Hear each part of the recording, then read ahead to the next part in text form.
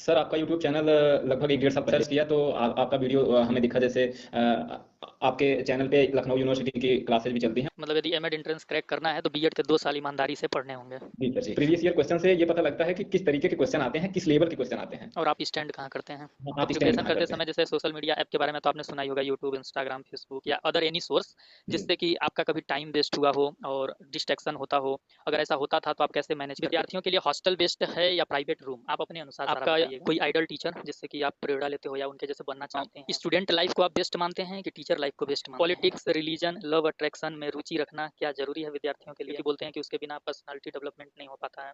सिर्फ किताबी ज्ञान से कोई व्यक्ति सामाजिक। आपका कोई फेवरेट डिश, मतलब कोई भी खाना या फिर कोई भी डिश जो आप पसंद करते हैं? आपका हॉबी मतलब पढ़ाई को ही शौक बना लिया है। जी बिल्कुल। एमएड में जो एंटर हो जाते हैं वो एक एजुकेशनलिस्ट के लाइन में चले जाते हैं, क्योंकि आगे जाके वो एजुकेशनलिस्ट बन सकते हैं पीएचडी करके। तो एक घटना थी, जैसे कि आप सुने होंगे कि पेपर लीक की समस्या, अभी नेट का भी एग्जाम का पेपर लीक हुआ था, नीट का भी हुआ था। तो आप अपने स्तर से बताइए कि जो पेपर लीक की व्यवस्था हमारे भारत में है, इसको कैसे सही किया जा सकता है? कोई आइडिया है आपके पास? क्योंकि आप फिलोसफी पढ़ते हैं, साइकोलॉजी पढ़ते हैं, गाइडेंस एंड काउंसलिंग पढ़ते हैं। तो मेरा मानना है कि जो एमएड में चला जाता है वो ऐसे इंटरनेशनल टॉपिक या फिर ज्वलंत मुद्दों पे अपनी राय रख सकता है। बेहतर शिक्षक के लक्षण क्या हैं, संक्षेप में आप अपने हिसाब से बताइए, यानी बेहतर शिक्षक कैसे बना जा सकता है? हेलो फ्रेंड्स, आप सब कैसे हैं? आई होप आप सब बहुत अच्छे होंगे। मेरा नाम है ब्रिजेश कुमार और आप देखना शुरू कर चुके हैं कोर्सेस पॉइंट यूट्यूब चैनल। आज हमारे साथ बातचीत के लिए रमन सिंह मौजूद हैं। एमएड एंट्रेंस 2024 का इन्होंने पेपर दिया था और वीर बहादुर सिंह पूर्वांचल यूनिवर्सिटी, जिसे कि आप बीबीएसपीयू जौनपुर के नाम से जानते हैं, वहाँ पर ये एमएड एंट्रेंस में अपीयर होकर रैंक 1 पर आए हैं। और इसके साथ ही इन्होंने महात्मा गांधी काशी विद्यापीठ वाराणसी से भी एमएड एंट्रेंस एग्जाम दिया और खुशी की बात यह है कि वहाँ पर ये रैंक 4 पर आए हैं। तो यानी कि इनका दोनों जगह ही यूनिवर्सिटी कैंपस के अंदर इनको एडेड सीट एमएड की मिल जाएगी।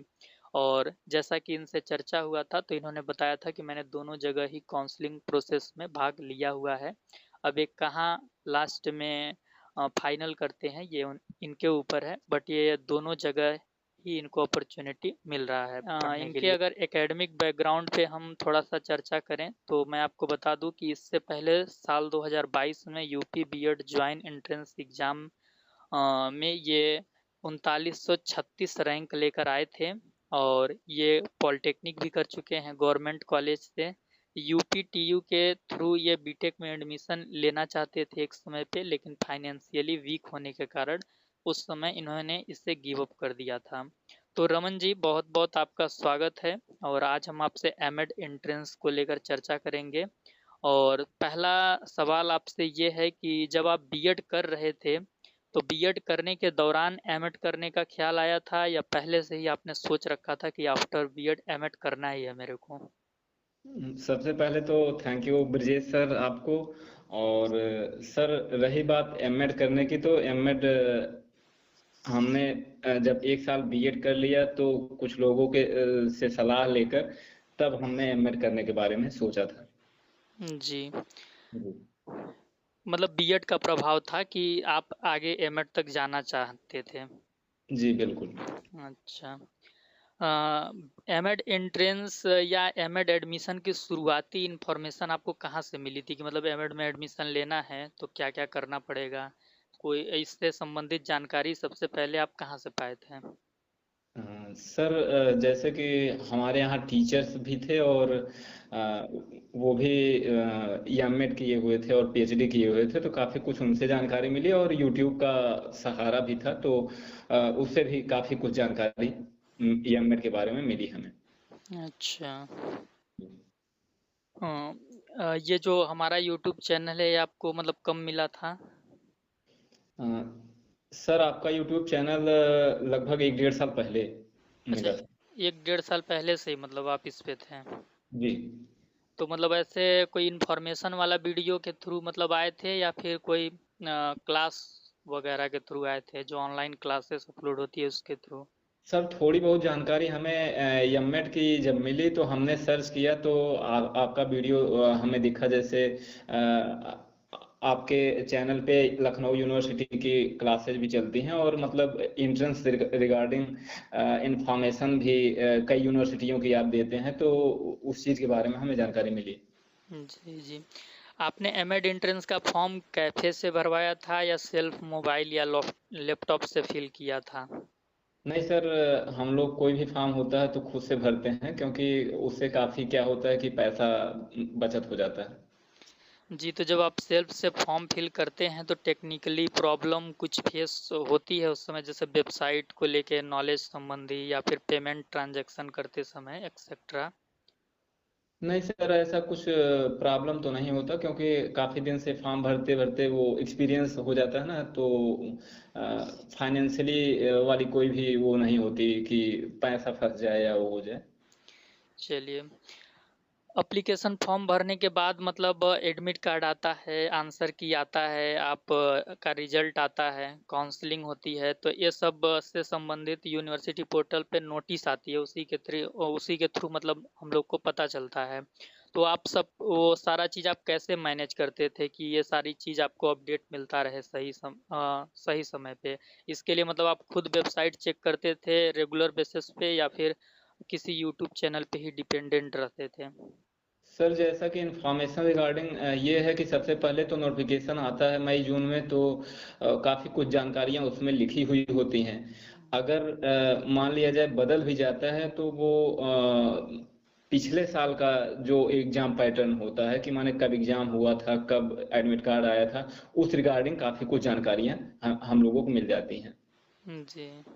जी बीबीएसपीयू का एप्लीकेशन फॉर्म कब आता है और फॉर्म फीस कितनी होती है, ये यहाँ पे बताइए, और पेपर पैटर्न भी साथ में बताइए कि क्या होता है वहाँ का। जी सर, बिल्कुल। सर नोटिफिकेशन की बात करें तो महात्मा गांधी काशी विद्यापीठ और वीर बहादुर पूर्वांचल विश्वविद्यालय दोनों के फॉर्म मई लास्ट से जून के बीच एक महीने में रहते हैं। जी जी, और काशी विद्यापीठ का डेट तो एक्सटेंड नहीं होता है, ज्यादातर चांसेस होते हैं। जी लेकिन वीर बहादुर का जो होता है वो 2-3 बार इसका डेट एक्सटेंड होता है। जी जी नॉर्मली कम से कम एक बार तो जरूर होता है। जी रही बात फॉर्म फीस की, तो वीर बहादुर का फॉर्म फीस 1,000 रुपये है। और महात्मा गांधी काशी विद्यापीठ का फॉर्म फीस 850 रुपये है सर। जी जी। ये जनरल कैटेगरी का बता रहे हैं आप ना? जी सर जी। और दोनों का पेपर पैटर्न क्या रहता है? सर पैटर्न की बात करें तो पूर्वांचल यूनिवर्सिटी में 150 क्वेश्चन आते हैं, जी 150 नंबर के, जी जी 2 घंटे में करने होते हैं। जी और थोड़ा इसको और अगर हम डिटेल में बताएं तो 10 क्वेश्चन जो है करंट के होते हैं, 10 क्वेश्चन हिंदी के और 10 क्वेश्चन अंग्रेजी के, जी। और 20 क्वेश्चन रीजनिंग के। हाँ, मेंटल एबिलिटी। जी, मेंटल एबिलिटी। और 100 क्वेश्चन जो है वो आपके बीएड सब्जेक्ट से होंगे। जी जी जी। और महात्मा गांधी काशी विद्यापीठ के पैटर्न की बात करें सर तो 100 क्वेश्चन आते हैं 400 नंबर के। जी, वो भी बस 100 टोटल एजुकेशन से ही होते हैं आपके? जी, टोटल एजुकेशन से होते हैं वो क्वेश्चन। दोनों जगह ही नेगेटिव मार्किंग आपकी नहीं रहती है? दोनों जगह नहीं, जी बिल्कुल। अब ये चीज़ बताइए कि बीबीएसपीयू और एमजीकेवीपी में आसान या कम टफ सिलेबस आपको किसका लगा, किस यूनिवर्सिटी का? जी सर, आप बहुत अच्छा क्वेश्चन ये किए हैं जी जी कि अगर हम पेपर का लेवल देखें और सिलेबस भी देखें तो जी। सर पूर्वांचल विश्वविद्यालय का जो पेपर होता है वो काफी मतलब लो लेवल का होता है। अच्छा। जी। और महात्मा गांधी काशी विद्यापीठ का जो पेपर का लेवल होता है वो काफी अच्छा लेवल का होता है। ओके। जी। इन दोनों ही यूनिवर्सिटी के एंट्रेंस हेतु आपने प्रिपरेशन कैसे किया, क्या रणनीति थी आपकी, क्या टाइम टेबल रहता था, जो कि सबसे महत्वपूर्ण प्रश्न है, क्योंकि आने वाले जो अभ्यर्थी हैं 2025 में बैठेंगे, उनके लिए ये बहुत ही मददगार होगा। तो आप अपना स्ट्रेटजी हमारे साथ शेयर कीजिए, कैसे आपने प्रिपरेशन की, क्या टाइम टेबल रहता था? सर अगर टाइम टेबल की बात करें तो ऐसा कोई खास टाइम टेबल तो नहीं था। लेकिन एक बात हम ये बताना चाहेंगे कि अगर बीएड में चाहे जो भी बच्चा अच्छे से पढ़ाई किया है, जी अ, अपनी किताबों का या अपने सिलेबस का, जी जी। तो वो अच्छा परफॉर्मेंस कर पाएगा। और ज़्यादातर चांसेस हैं कि उसके गवर्नमेंट एडेड सीट निकल जाएगी उसकी। जी जी। जी सर। तो हमें ऐसा लगता है कि बीएड सब्जेक्ट अगर बढ़िया से पढ़ा जाए हम्म। तो एंट्रेंस आराम से निकल सकता है सर। मतलब यदि एमएड एंट्रेंस क्रैक करना है तो बीएड के 2 साल ईमानदारी से पढ़ने होंगे। जी सर जी। और बिल्कुल लोगों को ये भी नहीं समझना है, मतलब बच्चों को, हाँ। कि हमें सारे सब्जेक्ट पढ़ने हैं। जैसे 4 सेमेस्टर में अगर जोड़ लिया जाए तो 18-20 सब्जेक्ट होंगे, जी। तो उनके दिमाग में ये होगा कि हमें 18-20 क्या पढ़ने पड़ेंगे। तो ऐसा नहीं है। कुछ हम्म। विशेष किताबें जो हैं, जो ज़्यादातर जैसे सीडीपी की हुई, और जिस किताब में इंटेलिजेंस हुआ, पर्सनैलिटी हुआ। जी जी जी। सर। ये सब टॉपिक्स जिसमें हैं उस पे विशेष फोकस करना है हमको। जी जी। जी। तो प्रिपरेशन मतलब आप बीएड के बुक से ही पूरा कर लिए थे एमएड एंट्रेंस का? जी सर जी। अच्छा। और ऑनलाइन कहीं से कोई मटेरियल? सर ऐसा एमएड के एंट्रेंस के लिए तो ऐसा कोई खास हमने ऑनलाइन नहीं तैयारी की थी, लेकिन ये है कि वो सीटेट वाला थोड़ा बहुत काम दे जाता है। और वही जैसा कि हम आपसे बताया कि बीएड वाली तैयारी। अच्छा। जी sir. Previous year question paper आपने सॉल्व किया था या नहीं? जी सर बिल्कुल, बहुत महत्वपूर्ण आपने ये बात की कि प्रीवियस ईयर क्वेश्चन, जैसा कि हम लोग जानते ही हैं, किसी भी एग्जाम के लिए बहुत महत्वपूर्ण होता है। तो प्रीवियस ईयर क्वेश्चन से ये पता लगता है कि किस तरीके के क्वेश्चन आते हैं, किस लेवल के क्वेश्चन आते हैं। और आप स्टैंड कहाँ करते हैं? आप स्टैंड कहाँ करते हैं। तो ये बहुत महत्वपूर्ण चीज है कि प्रीवियस ईयर क्वेश्चन आप लोग माने आने वाले बच्चे जो हैं एग्जाम जो देंगे, जी उनको उनको जरूर देखना चाहिए। जी। जी। चलिए अगला चीज़ ये बताइए कि प्रिपरेशन करते समय बहुत सारे बच्चे तैयारी तो करते ही हैं, किसी भी तैयारी किसी भी एग्ज़ाम की। अभी आप एमएड एंट्रेंस का किए हैं तो प्रिपरेशन करते समय जैसे सोशल मीडिया ऐप के बारे में तो आपने सुना ही होगा, यूट्यूब, इंस्टाग्राम, फेसबुक या अदर एनी सोर्स, जी जिससे कि आपका कभी टाइम वेस्ट हुआ हो और डिस्ट्रैक्शन होता हो। अगर ऐसा होता था तो आप कैसे मैनेज करते थे, और नहीं होता था तो वो भी बताइए। सर, अगर सोशल मीडिया की बात करें तो सर इससे तो सभी, मतलब अगर स्टूडेंट की बात कर लें तो थोड़ा जी बहुत परेशान परेशान तो रहते ही हैं। जी। जी। और मैं तो इसका बहुत ज्यादा भुगतभोगी रहा हूँ। वही तो तो। जी सर, लेकिन अपने ऊपर नियंत्रण करना पड़ता है कि हमें पढ़ना है तो थोड़ा सा अपने आप को कंट्रोल करना पड़ेगा कि हाँ, हमें सोशल मीडिया कम चलानी है। जी, तो मतलब आप कैसे मैनेज करते थे? क्योंकि देखिए ये 80% यूथ का या फिर स्टूडेंट का प्रॉब्लम है, मैं भी इससे अछूता नहीं रहा हूँ। जी तो मेरा मैनेज करने का तो अपना स्ट्रेटजी था, लेकिन आप मतलब कैसे मैनेज करते थे, कैसे इसको कंट्रोल करते थे? क्योंकि ये बहुत बड़ी प्रॉब्लम है। सर, ऐसा कोई स्पेसिफिक रूटीन तो हमारा नहीं था मैनेज करने का, बट हम अपने आप को यही एक शब्द कहते थे कि हाँ, जैसे ज्यादा देर चला लिए तो नहीं, अब बस करना चाहिए, हमें पढ़ना चाहिए। मतलब रिग्रेट करते थे और चीज़ें रुक जाती थी। जी जी बिल्कुल। चलिए कोई बात नहीं। जब आप एग्जाम हॉल में बैठे थे एमएड एंट्रेंस के, तो जी क्वेश्चन सॉल्व करने की क्या स्पीड थी आपकी, और क्वेश्चन को आप विजुअलाइज कैसे करते थे? जैसे कोई एक प्रश्न है तो उसको आप अलग अलग अनेक तरीकों से देख सकते हैं। जब जी आप बहुत ज़्यादा पढ़े रहते हैं, आपका कॉन्सेप्ट वगैरह क्लियर रहता है, तो जैसे आप सीटेट का एग्जाम दिए होंगे तो आपको जी पता होगा सीटेट कोई मतलब फैक्चुअल क्वेश्चन नहीं होते हैं। ये क्वेश्चन को आपको कई एस्पेक्ट से देखना होता है होल रूप में, तब जाके जी। आप उसका सही आंसर दे पाते हैं। तो सेम क्वेश्चन ये एमएड एंट्रेंस में हम पूछ रहे हैं कि स्पीड क्या थी, क्योंकि बहुत कम टाइम होता है एक क्वेश्चन सॉल्व करने का, और कैसे विजुअलाइज करते थे क्वेश्चन को, इसके संबंध में आपका क्या अनुभव था? और बाकी के बच्चों को आप देखते थे कि नहीं देखते थे कि उनका स्पीड क्या है? सर, जैसे ये सबसे महत्वपूर्ण आपने बात की कि सीटेट में जो क्वेश्चन होते हैं ज़्यादातर रोट लर्निंग वाले नहीं होते हैं, वो अंडरस्टैंडिंग बेस्ड होते हैं। जी जी। और इन सब एंट्रेंस एग्जाम में जैसे हुआ महात्मा गांधी काशी विद्यापीठ और पूर्वांचल यूनिवर्सिटी, तो जी ये ज़्यादातर फैक्चुअल टाइप के होते हैं, मीन्स कि रोट लर्निंग पे ज़्यादा डिपेंड करते हैं। जी।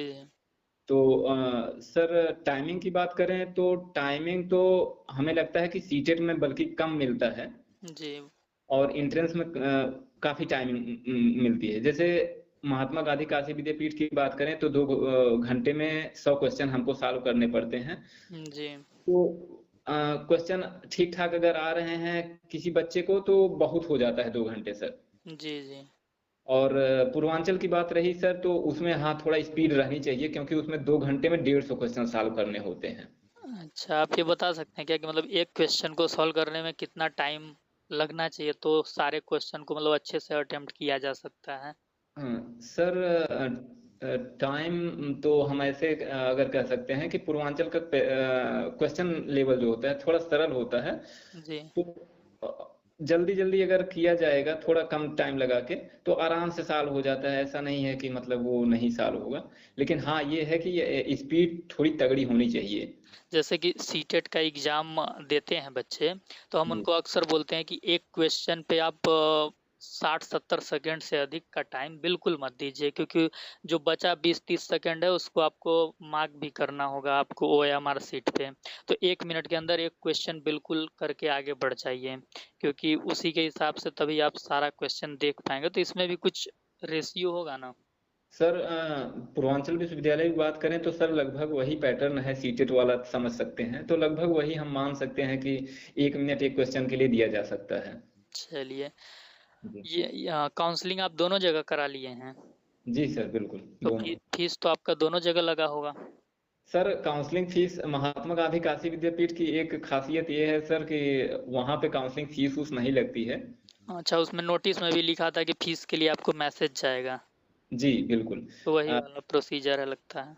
जी काउंसलिंग डेट आती है सर तो आपको जाना पड़ेगा। फिर टीचर्स अच्छे हैं तो आराम से बैठवाते हैं। इसके बाद डॉक्यूमेंट चेक करते हैं। जी। जी। और जी आपको 2 दिन का टाइम मिलेगा तो आप फीस जमा करेंगे तो आपका एडमिशन कंप्लीट हो जाएगा। अच्छा। और नहीं जमा करेंगे तो आपकी सीट जो है वो को ट्रांसफ़र कर दी जाएगी। अगले लिस्ट में ट्रांसफर कर दी जाएगी। जी बिल्कुल। काउंसलिंग के लिए MGKVP में गेट पास डाउनलोड करना पड़ता है। जी तो सर। ये मतलब कैसे डाउनलोड आप किए थे? सर विश्वविद्यालय की वेबसाइट जो है mgkvp.gov है ऐसे कुछ करके। मतलब वहीं से ID पासवर्ड लॉगिन करके? आईडी पासवर्ड से लॉगिन करके डाउनलोड किया जा सकता है मतलब आराम। इजीली डाउनलोड हो जा रहा था? जी बिल्कुल। अच्छा। दोनों जगह की काउंसलिंग की फीस बता दीजिए, BBSP और MGKVP की। सर पूर्वांचल विश्वविद्यालय में तो काउंसलिंग फीस 500 रुपये है और काशी विद्यापीठ में काउंसलिंग फीस कुछ नहीं है। जी। जी और एडमिशन फीस की सर बात करें तो पूर्वांचल का जो एडेड कॉलेज है वहाँ पे थोड़ा ज़्यादा है। हम्म। लगभग 9,000 रुपये है। हम्म। और काशी विद्यापीठ की बात करें तो सर लगभग 32 रुपये है।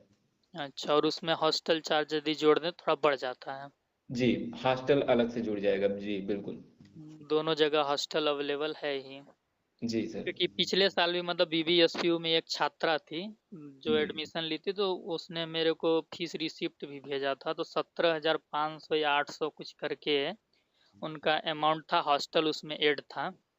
जी सर। तो जी इस साल भी आपसे जब हम बात किए तो उतना ही आप हमको बताए थे। जी सर।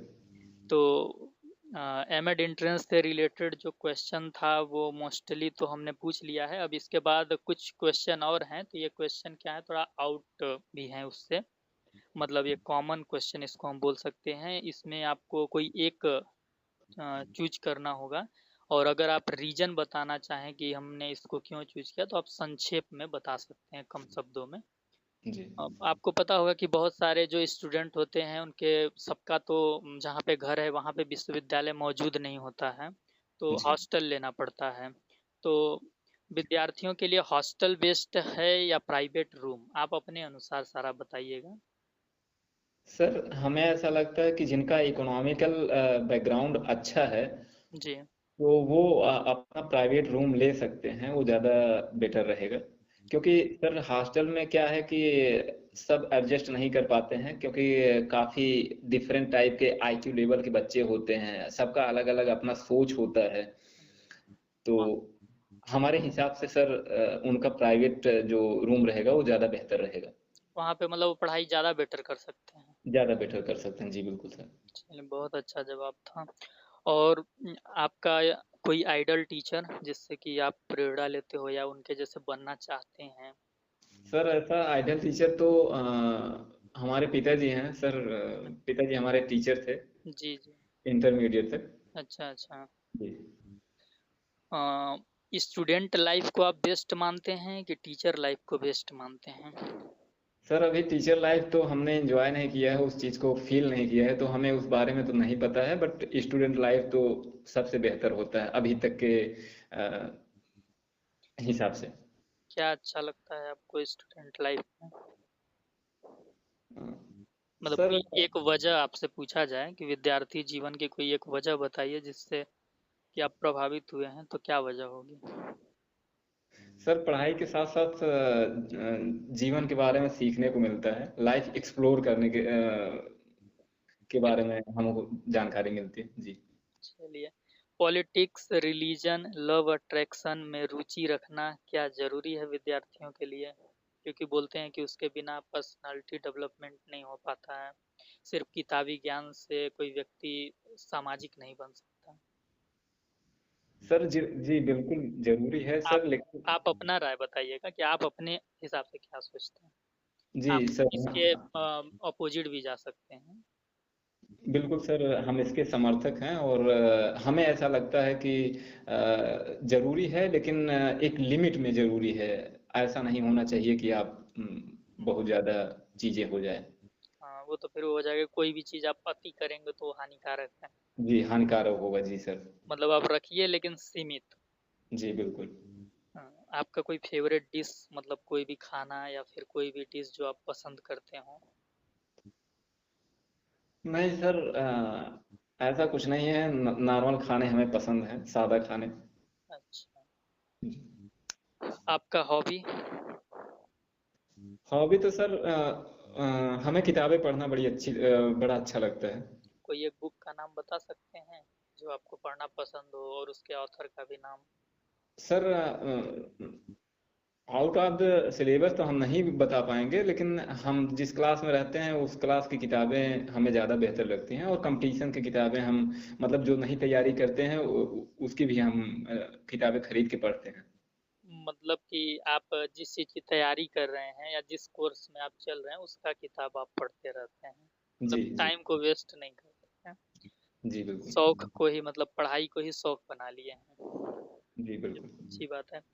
आजकल आप देख रहे होंगे, कुछ दिन पहले की घटना है, क्योंकि आप अब एमएड में एमएड में इंटर करने जा रहे हैं, तो आप एक साधारण अभी स्टूडेंट में नहीं गिनती होगी आपकी, क्योंकि एमएड में जो अपीयर एमएड में जो इंटर हो जाते हैं वो एक एजुकेशनलिस्ट के लाइन में चले जाते हैं, क्योंकि आगे जाके वो एजुकेशनलिस्ट बन सकते हैं पीएचडी करके।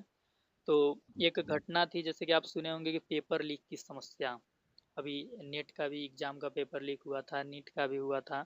तो आप अपने स्तर से बताइए कि जो पेपर लीक की व्यवस्था हमारे भारत में है, इसको कैसे सही किया जा सकता है? कोई आइडिया है आपके पास? क्योंकि आप फिलोसफी पढ़ते हैं, साइकोलॉजी पढ़ते हैं, गाइडेंस एंड काउंसलिंग पढ़ते हैं, तो मेरा मानना है कि जो एमएड में चला जाता है वो ऐसे इंटरनेशनल टॉपिक या फिर ज्वलंत मुद्दों पे अपनी राय रख सकता है। जी जी सर, मेरा अपना राय ये है कि सर अगर गवर्नमेंट बेहतर प्रशासन और सुविधा दे तो इस पे नियंत्रण लगाया जा सकता है। इसका प्रत्यक्ष प्रमाण सर ये है कि यूपी पुलिस की इतनी बड़ी परीक्षा जो है बिना लीक के कराया जा चुका है। अ, प्रशासन को दुरुस्त करके। जी प्रशासन को दुरुस्त करके, तो हमें ऐसा लगता है कि प्रशासन अगर दुरुस्त रहे, एकदम चौकन्ना रहे, तो चीजें कंट्रोल की जा सकती हैं। एडमिनिस्ट्रेशन पे मतलब काम करना चाहिए। जी बेहतर शिक्षक के लक्षण क्या हैं? संक्षेप में आप अपने हिसाब से बताइए, यानी बेहतर शिक्षक कैसे बना जा सकता है? सर, बेहतर शिक्षक के बारे में तो हमारी ये राय है कि अ, बच्चों के साथ एक बेहतर माहौल क्रिएट किया जाए, उनके साथ एक बेहतर संबंध रहे। अंतःक्रिया, जी इंटरेक्शन। अंतःक्रिया हो, और बच्चों की भावनाओं को समझा जाए अच्छे से। उनके हिसाब से मतलब लेसन प्लान वगैरह बनाना। जी, उनके हिसाब से पढ़ाया जाए या लेसन प्लान बनाया इसके जाए बाद आप सर। बताइए कि आपका फेवरेट सब्जेक्ट कौन सा है? सर फेवरेट सब्जेक्ट तो हमारा सीडीपी है और बाल विकास। जी बाल विकास। चलिए, तो बहुत अच्छी बात है, साइकोलॉजी से रिलेटेड है। चलिए, आपने सारे प्रश्नों के बहुत अच्छा जवाब दिए और इसके लिए बहुत बहुत धन्यवाद आपको समय देने के लिए। हम आपके उज्जवल भविष्य के लिए कामना करते हैं कि आप ऊंचाइयों तक जाइए और अपने साथ अपने देश का नाम ऊंचा कीजिए और छात्रों के हित के लिए हमेशा खड़े रहिए। जी सर, थैंक यू सर।